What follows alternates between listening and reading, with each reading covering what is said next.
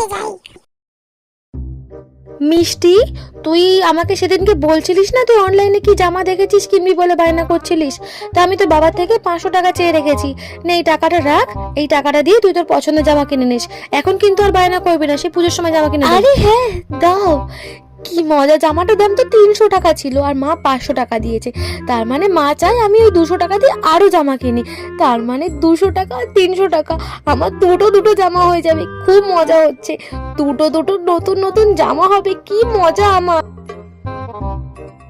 মিষ্টি, তুই তো জামাটা অর্ডার দিয়েছিস তো, আর তোকে 500 টাকা দিয়েছিলাম না, তো 200 টাকা দেওয়ার কথা। 200 টাকা না আমাকে দিতে হবে না। তোর ওই মাসির মেয়ে আছে না ছুটকি, ও নাকি অনলাইনে কি চুড়ি দেখেছে, তোকে বরঞ্চ বলে দেবে তুই ওই চুড়িটা ওকে কিনে দিস। ওই টাকাটা আর ফেরত দিতে হবে না, ওকেই কিনে দিস। এই 200 টাকার কথা মায়ের মনে আছে? আমি এখন কোথায় পাবো? আমি তো খরচ করে ফেলেছি। কি